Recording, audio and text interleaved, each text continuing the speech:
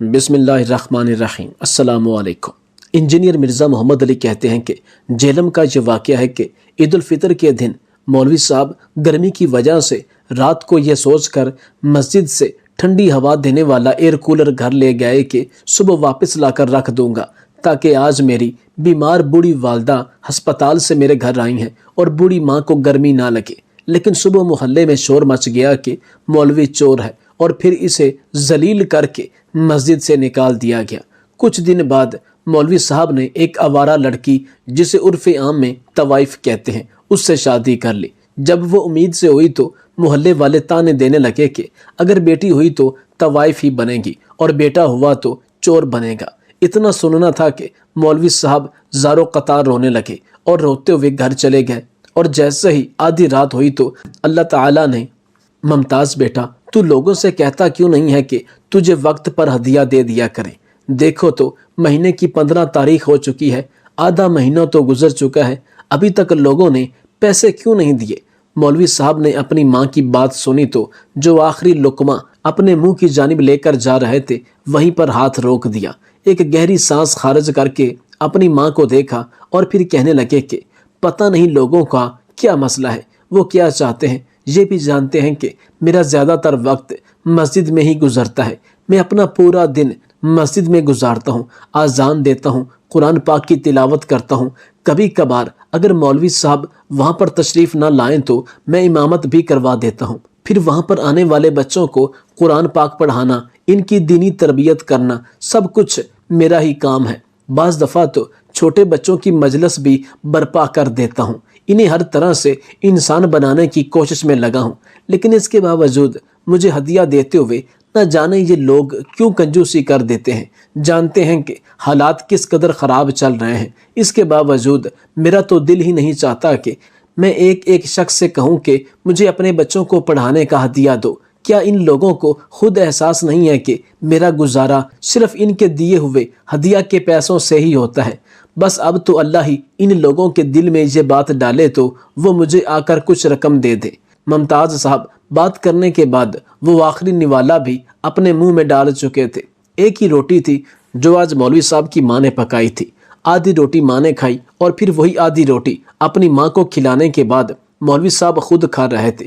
مولوی صاحب کا نام محمد ممتاز تھا۔ کوئی پکی سی عمر کے شخص نہ تھے، بلکہ مولوی صاحب کی عمر 28 سال تھی۔ گھر بڑا ہی مذہبی تھا، ماں باپ بھی بڑے ہی نیک اور دیندار تھے۔ مولوی صاحب کے ابا بھی اپنی زندگی مسجد کے لیے اور دینی تعلیم کے لیے خرچ کر چکے تھے، جو اپنے بیٹے کو بھی انہوں نے اپنی ہی مسجد سنبھالنے کو دی تھی۔ زیادہ پیسے کمانے کی لالچ نہ تھی، بس اتنا ہی کماتے تھے کہ 2 وقت کا کھانا پورا ہو جائے۔ پورے گاؤں میں صرف مولوی صاحب ہی تھے جو کہ غریب تھے، باقی سب ہی متوسط طبقے سے ہی تعلق رکھتے تھے، لیکن ان کی زندگیاں خوشحال تھیں، کسی چیز کی کوئی کمی نہ تھی۔ اس کے باوجود مولوی صاحب کو اپنے بچوں کو پڑھانے کا ہدیہ دیتے ہوئے نہ جانے کیوں وہ کنجوسی کر جایا کرتے تھے۔ کتنے کتنے مہینے تک ہدیہ دیا ہی نہ کرتے، اور شرم سے مولوی صاحب بھی ان سے ہدیہ مانگتے ہوئے کترا جاتے تھے۔ اب تو آٹا بھی نہ ہونے کے برابر تھا۔ مولوی صاحب کی ماں نے کھانستے ہوئے مولوی صاحب سے کہا کہ بیٹا، اتنا ہی آٹا بچا تھا جو ایک روٹی بن گئی ہے، آدھی تم نے کھا لی اور آدھی میں نے، اب رات کو کیا ہوگا؟ اپنے ماتھے سے پسینے کی بوندیں صاف کرتے ہوئے مولوی صاحب کی ماں نے یہ بات کہی تھی۔ مولوی صاحب نے ایک نظر اپنی ماں پر ڈالی تو پھر گہری سانس خارج کر کے کہنے لگے کہ اماں، فکر مت کرو، جس خدا نے ہمیں اس پہر کھانا کھلایا ہے وہ اگلے پہر کا بھی بندوبست کر دے گا۔ دیکھنا، وہ ہمارے لیے کوئی نہ کوئی راستہ ضرور نکالے گا۔ ماں بھی دعا گو ہو گئی۔ کچھ ہی دیر بعد نماز کا وقت ہو گیا تو مولوی صاحب ایک مرتبہ پھر مسجد میں چلے گئے۔ اس کے بعد تو شام تک وہ وہیں پر رہے تھے۔ بچوں کو چھوڑنے کے لیے کچھ باپ بھی وہاں پر آئے تھے۔ مولوی صاحب سے ملنے لگے تو کتراتے ہوئے مولوی صاحب نے ان سے ذکر کر ہی دیا کہ اگر ہو سکے تو ہدیہ دے دیں۔ اتنا سننا تھا کہ وہ لوگ آئیں بائیں شائیں کرنے لگے، کہنے لگے کہ ہاں بس مولوی صاحب، ہدیہ ہی تو ہے، دے دیں گے چند روز تک، آپ فکر مت کریں، ہم بھی یہی ہیں، آپ بھی یہی ہیں، بھلا ہم کہیں بھاگے جا رہے ہیں؟ آپ بس ہمارے بچوں کو پڑھانے پر توجہ دیں، پیسوں کی بالکل فکر مت کریں۔ مولوی صاحب اتنا سن کر خاموش ہو چکے تھے۔ گرمی اپنے جوبن پر تھی، سورج صحیح تپا کرتا، یہاں تک کہ رات کو بھی سکون نہ ہوتا، کیونکہ ایک تو گرمی اور پسینے سے نیند نہ آتی اور دوسرا رہی صحیح کسر مچھر نکال دیتے تھے۔ مولوی صاحب کا گھر مسجد سے 2-3 گھر چھوڑ کر ہی آتا تھا۔ ابھی تک مولوی صاحب نے شادی نہیں کی تھی، بس ایک بوڑھی ماں تھی جس کے ساتھ وہ اپنی زندگی گزار رہے تھے۔ مولوی صاحب کی شادی کی عمر ہو چکی تھی۔ مولوی صاحب کی ماں نے بہت گھروں میں جا کر اپنے بیٹے کے لیے رشتہ مانگا، یہاں تک کہ رشتے والی سے بھی اپنے بیٹے کے لیے لڑکی ڈھونڈنے کا کہا، لیکن جو بھی مولوی صاحب کو دیکھتا ایک ہی بات کہتا کہ یہ سانولی سی رنگت کے مولوی صاحب ہیں، اوپر سے اتنی لمبی داڑھی رکھی ہوئی ہے، ہمیں تو آج کل کا ماڈرن لڑکا اپنا داماد چاہیے، یہ مولوی ٹائپ لڑکے بھلا آج کون لڑکی پسند کرتی ہے۔ اتنا کہنے کے بعد اکثر لوگ یہ کہہ کر انکار کر دیتے کہ ارے پورے گاؤں میں صرف یہ لوگ ہیں جن کے ہاں خود کا پینے کا پانی بھی میسر نہیں ہے۔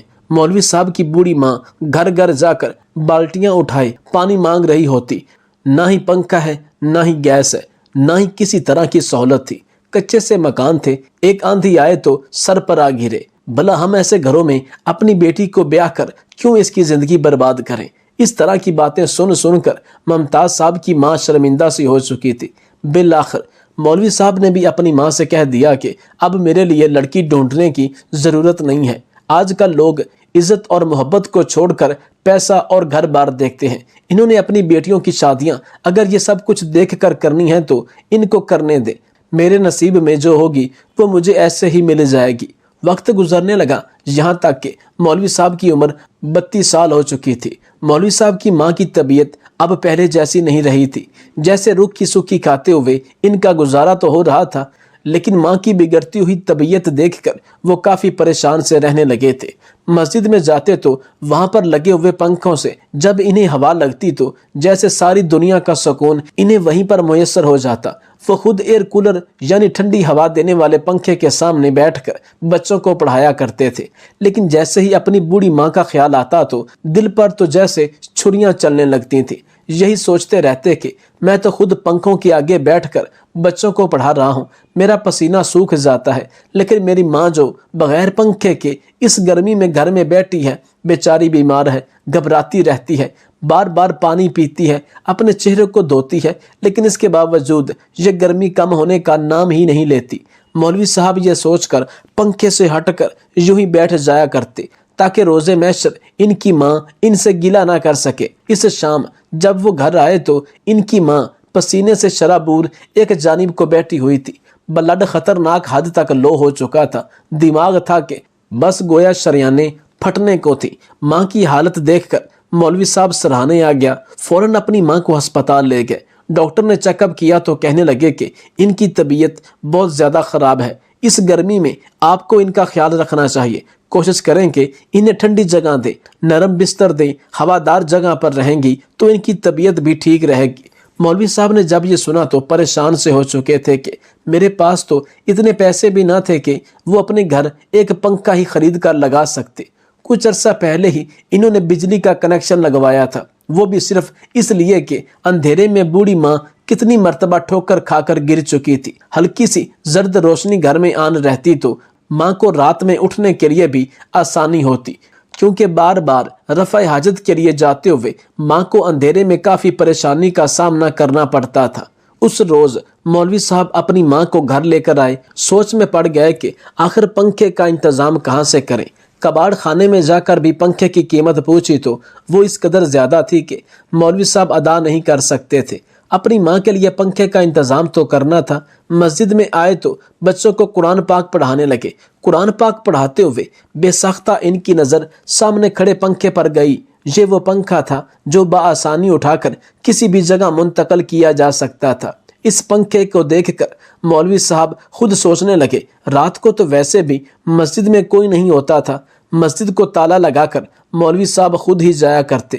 یوں اگر رات کو وہ مسجد سے پنکھا اٹھا کر گھر لے آتے اور پھر صبح صبح واپس مسجد میں رکھ دیتے تو ان کی ماں کے لیے کتنا اچھا ہو جاتا۔ یہ سوچ کر تو مولوی صاحب کی آنکھوں میں آنسو سے آ چکے تھے۔ وہ سوچ کر خوش ہونے لگے کہ چلو اس بہانے سے رات کو میری اماں سکون کی نیند تو سو پائیں گی۔ وہ دل ہی دل میں اپنے رب سے اجازت طلب کرنے لگے کہ میرے رب، تیرے گھر سے اس پنکھے کو لے کر جاؤں گا، وعدہ کرتا ہوں کہ روز صبح یہاں پر واپس لا کر رکھ دیا کروں گا تاکہ ان پنکھوں کا استعمال باقی کے لوگ بھی کر سکیں۔ یہ سوچ کر تو مولوی صاحب خوش ہو چکے تھے۔ اس روز جب بچوں کو پڑھا چکے اور عشاء کی نماز بھی ادا ہو گئی، اکا دکا لوگ ہی مسجد میں رہ گئے تو مولوی صاحب نے ایک جانب کو پڑا ہوا پنکھا اٹھایا اور اٹھا کر گھر مسجد سے باہر لے جانے لگے۔ وہاں پر کھڑے اکا دکا لوگوں نے یہ منظر دیکھا تھا لیکن سرسری سا لیا تھا۔ مولوی صاحب وہ پنکھا اٹھا کر اپنے گھر آ چکے تھے۔ جب ماں نے پنکھے کو دیکھا تو خوش ہو گئی، کہنے لگی کہ یہ پنکھا کہاں سے لائے ہو؟ جب مولوی صاحب نے بتایا کہ مسجد سے لایا ہوں، صبح وہاں پر واپس رکھ دوں گا، تو ماں بھی خوش ہو گئی۔ مولوی صاحب نے اپنی ماں کے پاس پنکھا لگا دیا تھا۔ پنکھے کی ہوا سے مولوی صاحب کی ماں کتنے ہی دنوں کے بعد سکون کی نیند سو رہی تھی۔ یہ دیکھ کر مولوی صاحب اپنے رب کا شکر ادا کرنے لگے۔ لیکن گاؤں میں بڑی عجیب و غریب سی چہم گوئیاں ہونے لگی تھی۔ لوگ صبح صبح مولوی صاحب کے گھر آ دھمکے۔ ابھی فجر کی نماز ہونے میں کافی وقت تھا، لیکن دروازے پر دھڑا دھڑ دستک پر مولوی صاحب اور ان کی ماں اٹھ کھڑے ہوئے تھے۔ باہر لوگوں کا شور سن کر سوچنے لگے کہ نہ جانے گاؤں میں کیا ہو گیا ہے جو لوگ اس قدر شور مچا رہے ہیں۔ مولوی صاحب نے دروازہ کھول کر دیکھا تو باہر لوگوں کا تانتا سا بندھا ہوا تھا۔ ہر کوئی غصے سے مولوی صاحب کو دیکھ رہا تھا۔ اگلے ہی پل دو لڑکے ان کے گھر میں داخل ہوئے اور پنکھے کو اٹھا کر واپس مسجد میں لے جانے لگے۔ تب ہی وہاں پر یہ نعرے بلند ہو گئے کہ یہ مولوی چور ہے، مسجد سے چوری۔ مولوی صاحب اپنی صفائی میں کچھ کہتے، اس سے پہلے ہی سامنے کھڑے لوگوں نے مولوی صاحب کو گریبان سے پکڑ لیا اور گھسیٹ کر گھر کے باہر لے آئے۔ کہنے لگے کہ یہ مولوی کے لبادے میں چھپا ہوا بھیڑیا ہے، ارے اس کو ذرا شرم نہیں آئی؟ اس سے اچھا تو وہ چور ڈاکو ہے جو باہر گھروں پر ڈاکے مارتے ہیں۔ یہ کیسا شخص ہے جس نے خدا کے گھر پر ہی ڈاکہ مار لیا ہے اور ایک پنکھا چوری کر کے اپنے گھر لے آیا ہے؟ مارو اسے، عبرت کا نشان بنا دو۔ اس طرح کے الفاظ مسلسل وہاں پر گونج رہے تھے۔ مولوی صاحب تو اپنی اتنی تذلیل سن کر اپنا سر جھکا چکے تھے۔ آج تک ہر کوئی انہیں عزت کی نگاہ سے دیکھا کرتا تھا۔ وہ اپنی بات ان کے سامنے رکھ رہے تھے، بار بار صفائی پیش کرنے کی کوشش کر رہے تھے کہ میں صرف اور صرف ایک رات کے لیے لے کر آیا تھا، میری ماں کی طبیعت بہت خراب تھی۔ لیکن اگلے ہی روز مولوی صاحب کو یہ کہہ کر مسجد سے نکال دیا گیا کہ اب آپ اس مسجد میں بطور مولوی نہیں رہ سکتے۔ اگر آج کے بعد مسجد سے کوئی بھی چیز چوری ہوئی تو اس کے ذمہ دار بھی آپ ہی ہوں گے۔ مولوی صاحب کو بڑا ہی ذلیل کر کے مسجد سے نکال دیا گیا تھا۔ بوڑھی ماں تو اپنے بیٹے کی حالت دیکھ کر بہت پریشان ہو چکی تھی۔ نہ جانے کیسے لوگ تھے، بغیر بات سنے ہی فیصلہ سناتے تھے۔ ارے نیتوں کا حال تو رب بہتر جاننے والا ہے۔ بہرحال لوگوں نے تو ہدیہ دیا ہی نہ تھا اور نہ ہی کوئی رقم مولوی صاحب کے ہاتھ پر رکھی تھی۔ حالات مزید تنگ دست ہونے لگے تو مولوی صاحب نے محنت مزدوری کرنا شروع کر دی۔ وہ جس عمارت کی تعمیر کے لیے مزدوری کر رہے تھے وہاں پر اسی کالونی میں کچھ گھر بھی آباد تھے۔ وہ ایک نئی کالونی تھی جہاں پر کچھ گھر بھی آباد ہو چکے تھے۔ مولوی صاحب جب وہاں پر مزدوری کرنے کے بعد واپس لوٹتے تو سامنے گھر میں ایک عورت انہیں اکثر گھر سے آتے جاتے دکھائی دیا کرتی، جو مولوی صاحب کو گھور گھور کر دیکھا کرتی۔ مولوی صاحب کی ایسی عادت ہی نہ تھی کہ وہ عورت کو آنکھ اٹھا کر بھی دیکھے، اس لیے سر جھکائے وہاں سے گزر جایا کرتے۔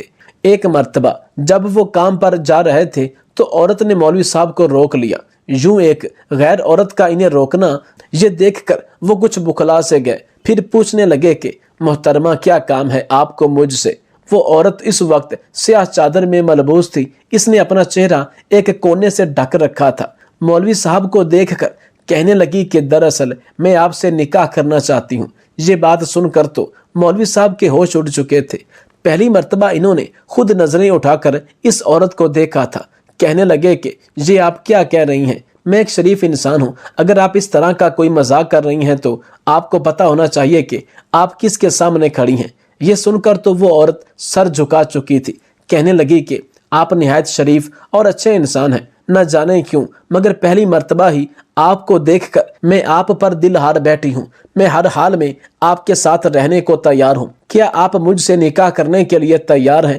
میں ساری زندگی آپ کے ساتھ مخلص رہوں گی۔ مولوی صاحب نے جب اس عورت کی بار بار یہ باتیں سنی تو خاموشی سے گھر آ گئے تھے۔ مولوی صاحب کی ماں نے بیٹے کو پریشان دیکھا تو اس سے پوچھنے لگی کہ آخر ماجرا کیا ہے؟ मौलवी साहब ने जो कुछ सुना और देखा सब कुछ अपनी माँ के गोश गुजार कर दिया। बूढ़ी माँ को और क्या चाहिए था, कहने लगी कि मैं खुद जाकर उस खातून से मिलूंगी, अगर वाकई में वो एक अच्छी लड़की हुई तो मैं तुम्हारा निकाह पढ़वा दूंगी। मौलवी साहब कुछ सोच में पड़ चुके थे, कहने लगे कि हमारा ये कच्चा टूटा फूटा सा मकान और वो एक नई कॉलोनी में बनने वाली नए घर में रहने वाली, भला वो यहाँ पर कैसे गुजारा कर पाएगी। लेकिन इसके बावजूद मौलवी साहब की माँ उनके यहाँ रिश्ता लेकर गई थी। वापस आई तो रिश्ता पक्का करके ही आई थी। कहने लगी कि वो लड़की बड़ी शरीफ और पाकबाज लगी है, खूबसूरत भी बहुत है। दरअसल वो एक यतीम लड़की है, पास में ही बच्चों को ट्यूशन पढ़ाने जाती है। आते जाते तुम पर नजर पड़ गई तो तुम्हें पसंद कर लिया। जिन रिश्तेदारों के साथ रहती हैं वो इसके लिए रिश्ता ही देख रहे थे।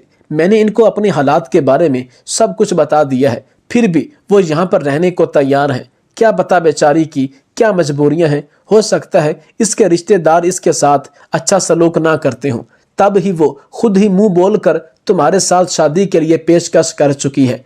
मौलवी साहब ने अपनी माँ की बातें सुनी तो शादी के लिए रजामंद हो गए। चंद दिन बाद ही मौलवी साहब की और इस खातून की शादी हो गई, जिसका नाम आयशा था। मौलवी साहब ने शादी की रात ही आयशा को अपने सामने दुल्हन के रूप में देखा था, जिसे देखने के बाद इनके दिल में खुद ब खुद ही अपनी बीवी के लिए मोहब्बत जाग उठी थी। इनकी बीवी अक्सर पर्दे में ही रहती थी, अपनी सास की खिदमत करती, शौहर की खिदमत करती। मौलवी साहब तो अपनी नेक और इतनी अच्छी बीवी को पाकर गोया हर दुख और हर दर्द भूल चुके थे, लेकिन इस बात से अनजान थे कि कितना बड़ा राज इन पर आश्कार होना अभी बाकी है। वो तो यही समझ रहे थे कि आयशा इन्हीं की तरह नेक है, 5 वक्त की नमाजी है और कुरान पाक पढ़ती रहती है। लेकिन जब गांव वालों को पता चला कि मौलवी साहब की शादी हो चुकी है तो वो दुल्हन की मुंह दिखाई करने के लिए घर में आने लगे। जो औरत मौलवी साहब की बीवी को देख रही थी अपनी आंखों पर यकीन नहीं कर पा रही थी। यहाँ पर वो खवातीन भी आई हुई थी जिन्होंने अपनी बेटियों का रिश्ता मौलवी साहब के साथ करने से इनकार कर दिया था। इनकी बेटियां तो आयशा के सामने कुछ भी नहीं थी। आयशा इन सभी से कई गुना ज्यादा खूबसूरत थी। एक रोज बूढ़ी सास की तबीयत खराब हो गई तो आयशा परेशान हो गई। उस वक्त तो मौलवी साहब भी घर मौजूद नहीं थे, इसलिए आयशा खुद ही घर से बाहर निकली और आस पड़ोस की औरतों को बुलाने लगी ताकि किसी तरह इनकी मदद से अपनी सास को उठाकर रिक्शे में हॉस्पिटल ले जा सके। लेकिन जैसे ही वो पड़ोस के घर का दरवाजा खटखटाने लगी तो घर का दरवाजा एक मर्द ने खोला था। इस मर्द को देखकर आयशा का भी गोया सांस वहीं पर थम चुका था। कुछ इसने अपना मुंह छुपा लिया और इस घर की औरत की मदद से अपनी सास को डॉक्टर के पास ले गई। लेकिन जब रात को आयशा अपने शौहर और सास के साथ वापस घर लौटी तो पूरे गांव में ये बात फैल चुकी थी कि मौलवी साहब की बीवी एक तवाइफ है। अरे मौलवी साहब तो पहले चोर थे और अब एक तवाइफ से ही शादी कर बैठे। ये अल्फाज सुनकर तो मौलवी साहब की माँ का जो बचा कुचा सांस था वो भी निकल गया, वो दम तोड़ गई। कोई भी इनके घर हमदर्दी के तहत नहीं आया था। हर एक का ये कहना था कि ये लोग तो बस ऐसे ही हैं, जानबूझकर अच्छाई का लिबादा ओढ़े हुए हैं। सिर्फ इतना ही नहीं, मौलवी साहब ने ये अल्फाज सुने तो पहली मर्तबा लोगों से अपनी बीवी के हक में बोल उठे थे कि खबरदार, जो मेरी बीवी के बारे में किसी ने इस तरह के अल्फाज इस्तेमाल किए। लेकिन जब लोगों ने तरह तरह की बातें करना शुरू कर दी, बाकायदा गांव के चंद मर्दों ने कहा कि हमने तो तुम्हारी बीवी के साथ मरासम भी बढ़ाए हैं, तो मौलवी साहब टूट चुके थे। अपनी बीवी से आकर पूछा तो आयशा रोते हुए बताने लगी कि मैं 13 साल की थी जब मुझे यतीम खाने से कोठे पर भेज दिया गया था। वहां पर मुझसे जिनसी ज्यादती करने के लिए कई दरिंदे आए, लेकिन मैं इन सब पर राजी ना थी। फिर जैसे ही मौका मिला तो